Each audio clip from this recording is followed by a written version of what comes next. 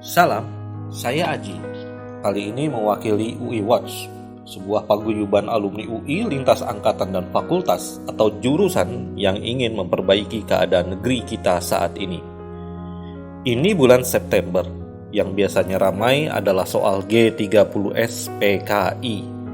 Entah mengapa, 30 September kali ini juga menjadi hari terakhir bagi 57 karyawan KPK yang tak lulus tes wawasan kebangsaan untuk bekerja di lembaga anti rasuah itu.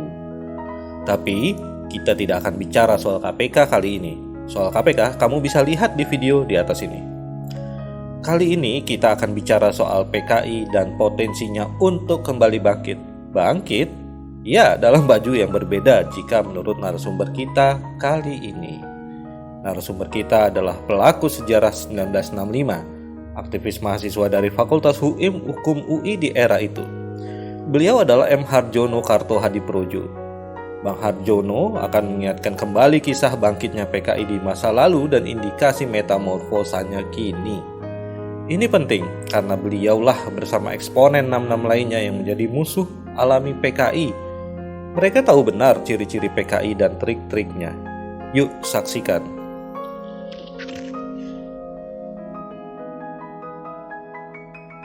Yang pertama tahun 55, dia menduduki ke tempat yang nomor 4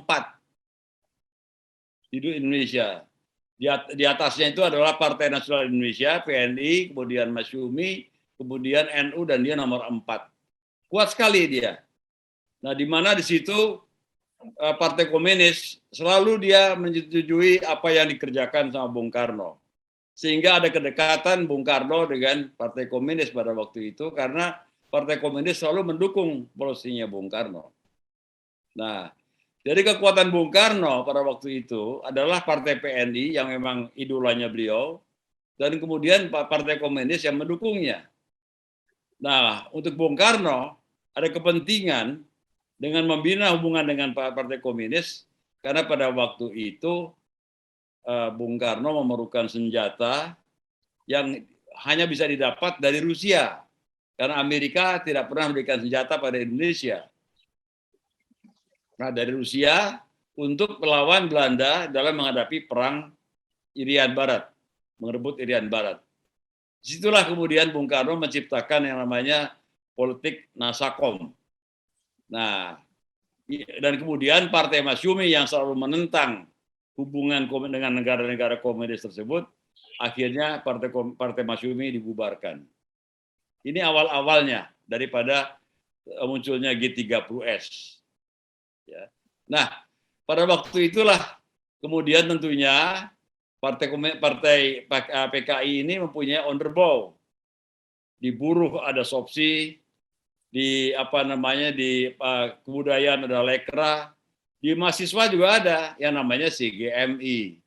Nah, kita lah di UI dan di para mahasiswa yang tidak senang pada PKI ya berlawanannya dengan CGMI.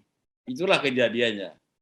Nah, yang menjadi persoalan tiba-tiba memang tiap kali itu terjadi benturan, terutama benturan-benturan itu kalau mulai ada perpeloncoan, karena mereka juga menginginkan supaya anggotanya bertambah CGMI dan mereka mempengaruhi para pelonco-pelonco itu supaya menjadi anggota CGMI.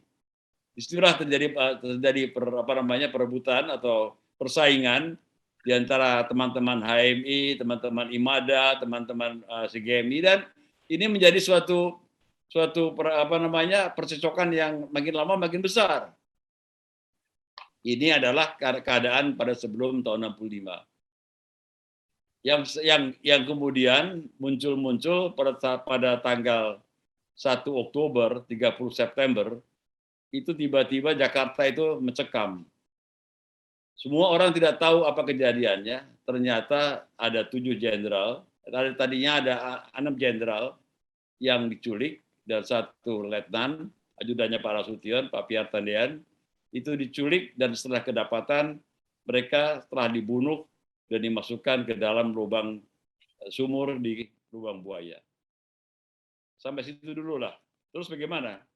Oh iya, ya itu kan yang kita lihat di tahun 1965 itu yang mencolok adalah kekerasannya ya, kalau dari yang dilakukan oleh Partai Komunis Indonesia. Sekarang juga sebenarnya sudah mulai ada anasir-anasir Nah, kekerasan yang bisa oke, kita oke. lihat. Ya. Kekerasannya itu terjadi kenapa?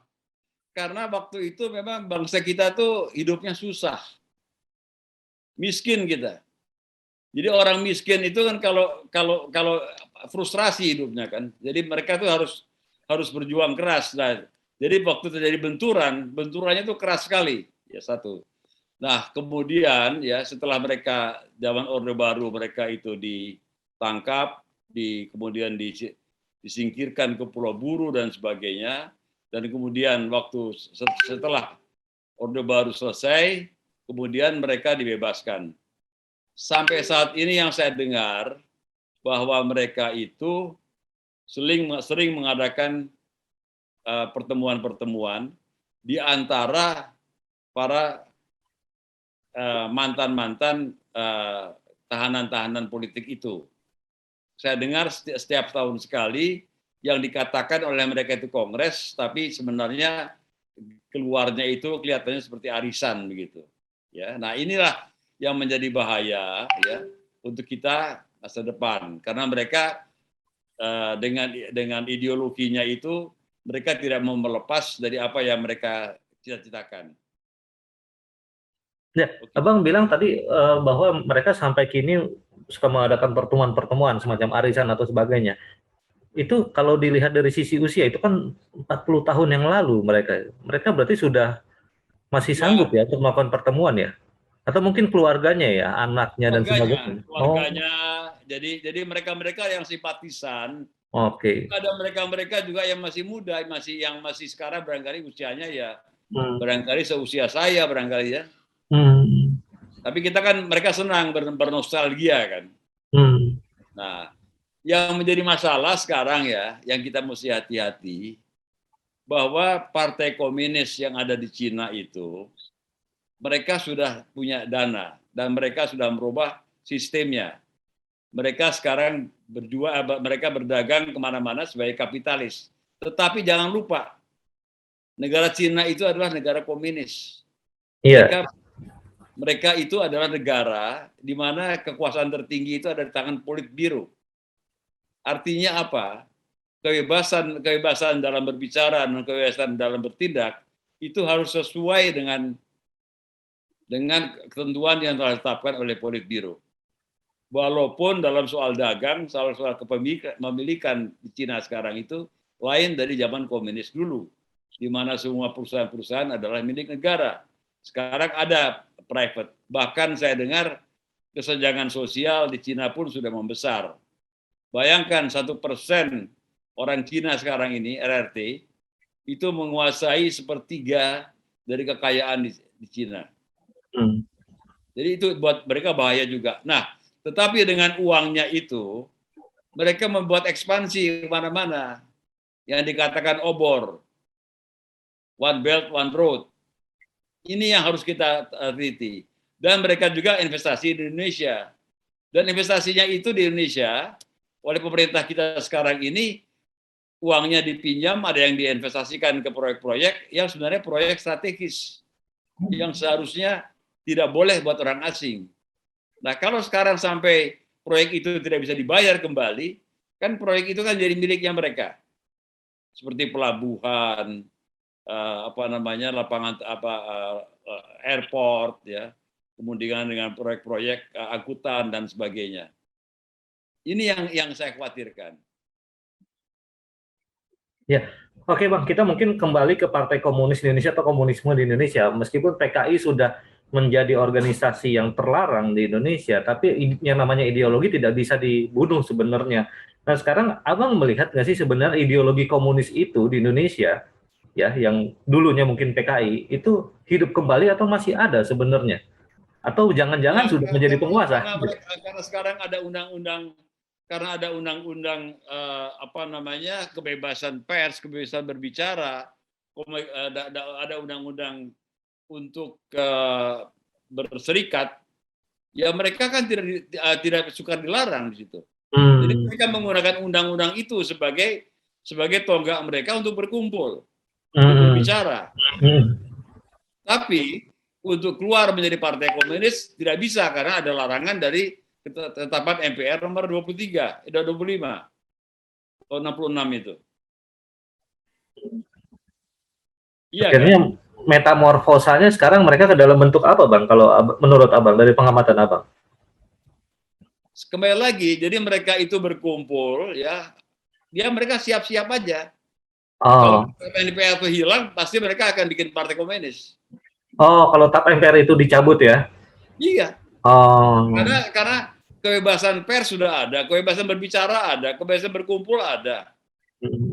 Dia bikin arisan kan, apa salahnya secara hukum? Iya. Ya kan? Nah, bahayanya kembali lagi saya bilang, ya, ada cukong di utara, ya, yang mereka punya duit. Nah, ini sekarang mereka invest di sini. Ini yang akan menjadi apa namanya, tulang punggung mereka itu akan menjadi tulang punggung dari cukong-cukong itu.